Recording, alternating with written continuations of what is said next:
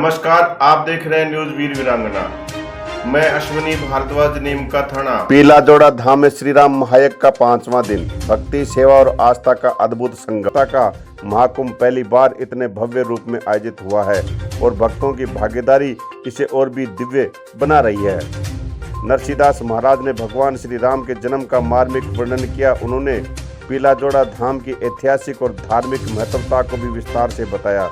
साथ ही ये भी बताया कि पीला जोड़ा नाम श्रद्धालुओं से अधिक संख्या में आने की अपील भी की जा रही है ताकि ये धार्मिक आयोजन और अधिक सफल हो सके।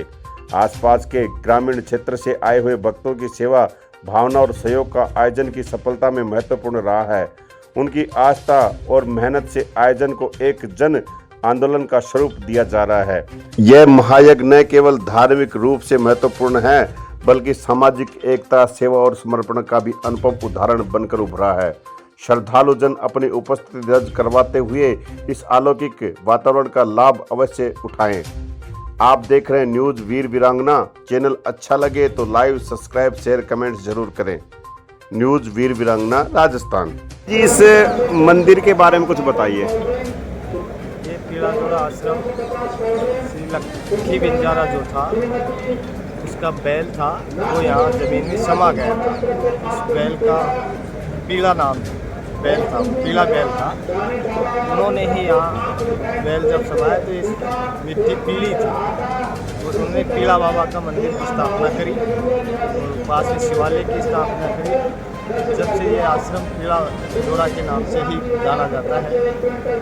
तो उसके बाद में भुगाड़ी धाम से श्री दूधाधारी जी महाराज के शिष्य श्री ब्रह्मचारी जी महाराज, शिवाजी जी महाराज, उन्होंने यहाँ आकर के भजन किया, तब किया है।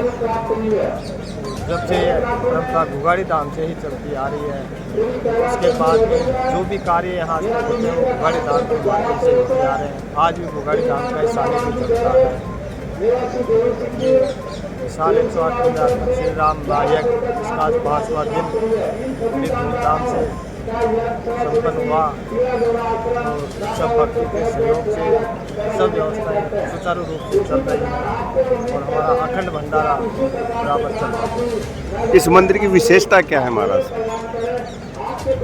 ये मंदिर जो है अनशनधारियों का रहा है। यहाँ जो भी सिद्ध संत हुए हैं वो सब अनशनधारी रहे और उनके अनशन का बल तो तपोबल है, उसी से लोगों की मनोकामनाएं पूरी होती हैं। यहाँ पे कोई गुफा भी बताई जाती है? हाँ, यहाँ पुरानी गुफा है जो कि इसके ऊपर अब जो होल बना दिया गया है उसके नीचे है। गेट लगा रखा है, उसमें अभी कोई आना जाना नहीं है, बंद कर रखा है उसने। बाकी गुफा है, पुरानी है, उसको सुरक्षित अखंड धूना है, वो अखंड चलता आ रहा है। जब से इस मंदिर की स्थापना हुई है तब से वो अखंड धूना चल रहा है। तो क्या उस गुफा के अंदर महाराज श्री तपस्या करते थे? हाँ, श्री ब्रह्मचारी जी महाराज ने वहाँ तप किया है। उनकी सेवा में श्री शिलाजी जी महाराज रहे हैं। फिर शिलाजी जी महाराज यहाँ खूब भजन बल करके इस मंदिर का निर्माण भी करवाया है।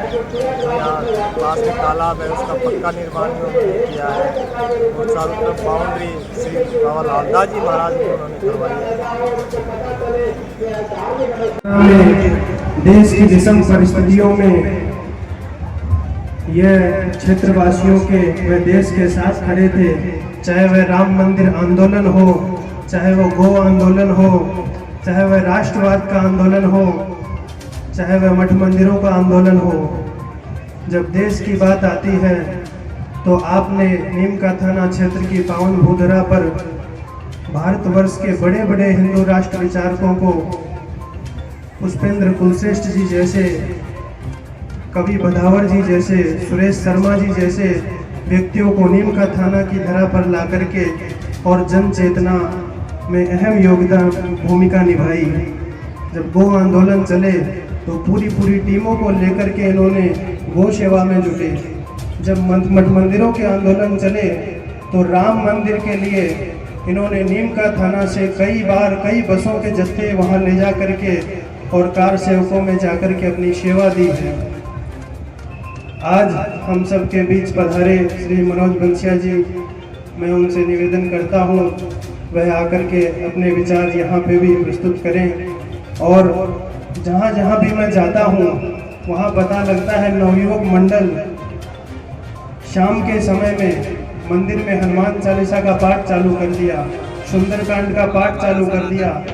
जब पूछते हैं कि ये पुनीत कार्य किसने कराया तो नाम आता है मनोज बंसिया जी ने।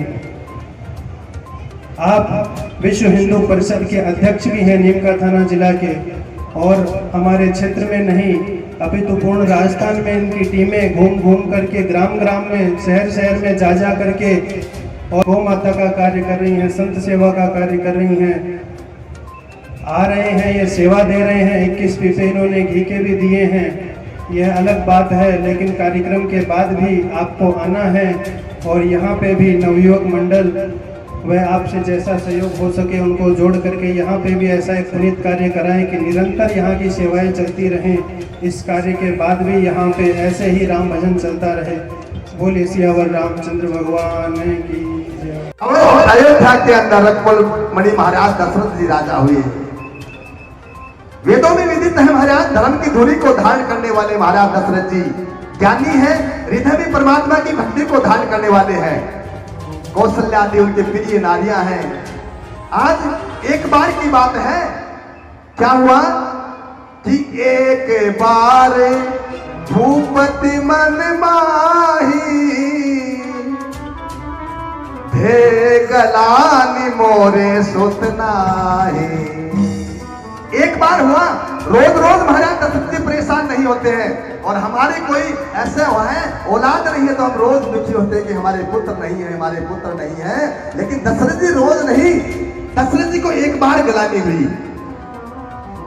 मन में विचार आया, मेरा चौथापन आ गया, मेरे मरने के बाद में इस अयोध्या का राज्य करने वाला कोई नहीं होगा, मेरे मरने के बाद में इस अयोध्या की बागडोर को संभालने वाला कोई नहीं होगा। और मन में विचार आया, क्यों आया? कहते भगवान दशरथ जी जब जाते थे ना, भगवान इंद्र के मित्र थे, इंद्र भगवान भी अपना आधा सिंहासन दशरथ जी के लिए छोड़ दिया करते थे। एक बार महाराज दशरथ जी गए, भगवान इंद्र ने आधा सिंहासन छोड़ा, बैठे और वापस दशरथ जी महाराज आए।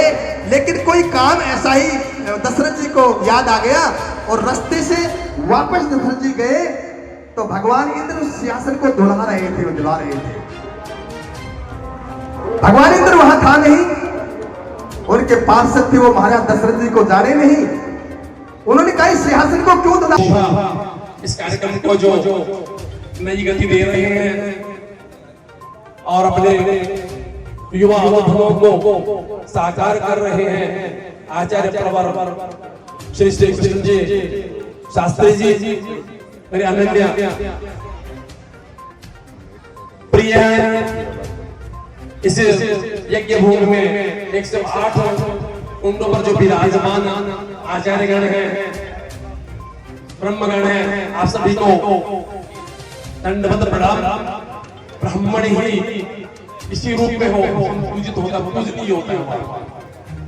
और इस यज्ञ के मुख्य यजमान सभी पीठों पर विराजमान यजमानगण और बस्ती माता, बहुत भाग्यशाली हैं आप लोग जो इस कार्यक्रम में भाग ले रहे हैं। कहते हैं युवा आचार्य और पुराने वैद्य बहुत योग्य हुआ करते हैं, वो अपनी पूरी ताकत लगा देते हैं कार्यक्रम की शोभा के लिए, कार्यक्रम को सफल बनाने के लिए। युवा आचार्यों में एक जुनून होता है, कार्यक्रम के समर्पण होता है, वो जितना जानते हैं उससे बहुत अधिक अपने गुरु परंपरा से प्राप्त आप तो बच्चों को लेकर के यज्ञ को सफल करते हैं। तो यजमानों का बड़ा समझते हैं, यजमान भगवान की मूर्ति होती है हमारे यहाँ, अष्टमूर्तियों में यजमान को भगवान माना गया है। आप सबसे कह रहा हूँ यजमान बड़ा होता है, दाता होता है वो। आप सभी इस यज्ञ में विराजमान हैं, आप सभी का अभिनंदन वंदन। यह श्री राम यज्ञ 108 की संख्या को लेकर बना चल रहा है। 108 की संख्या अद्भुत संख्या है, 108 की संख्या अद्भुत संख्या है। 108 हम रोजाना परस्पर राम राम करते हैं, सीता राम करते हैं, कृष्ण कृष्ण करते हैं। और प्राचीन काल वैदिक काल का ब्रह्मा समी ब्रह्म शब्द जो है यह सभी 108 पर आधारित है। राम नाम में एक बार राम करने से एक माला पूरी हो जाती है, सब जानते हैं इस विषय को। एक बार सीताराम करने से 108 की संख्या पूरी हो जाती है। एक बार कृष्ण कृष्ण कहने से 108 की संख्या पूरी हो जाती है। एक बार ब्रह्म कहने से 108 की संख्या पूरी हो जाती है। और यहाँ भी अभी 108 तो आचार्य जी आपकी सन्निधि में ये जरूर का भला हो, बस्ती का भला हो, यही शुभकामनाएं मेरी विशेष विनती है आप सभी से। इस यज्ञ को पूरे मनोयोग से सहयोग करें, इस कार्यक्रम को सफल बनावे। आप सभी के लिए मंगलमय शुभकामनाएं। हनुमान जी महाराज को जो भगवान के परम भक्त है, हमारे यहाँ सब देवता है, हमारे यहाँ सब देवता है। एक हनुमान जी महाराज जैसे हैं जो सिफारिश करते हैं भक्त की। एक ही देवता है जो सिफारिश करते हैं हनुमान जी से कि नहीं ये मेरा भक्त है, उनकी सुनवाई कीजिए। हनुमान जी के लिए एक आराधना कर ले। काज किए बड़ो देवन के तुम वीर महाप्रभु देखी विचारो। काज किए बड़ो देवन के तुम वीर महाप्रभु देखी विचारो। कौन सो संकट मोरे गरीब जो तुमसे नहीं जाता है तारो। बीगी हरो हनुमान महाप्रभु, बीगी हरो हनुमान महाप्रभु, जो कछु संकट होय हमारो। को नहीं जानता है जग में कभी संकट मोचन नाम तिहारो। जो जब कहीं भी जाते हैं तो वो कुछ देते हैं, लेने वाले को समझ में आना चाहिए। इन्होंने जो चौपाई बोली है, सो बोला है, आप मान लीजिए वह सिद्ध मंत्र है। बड़े ठाकुर जी महाराज की जय। आप उसका अभ्यास करके आप उसका फल देखना, यह मेरा भरोसा है, आपको निश्चय में अच्छे फल मिलेंगे।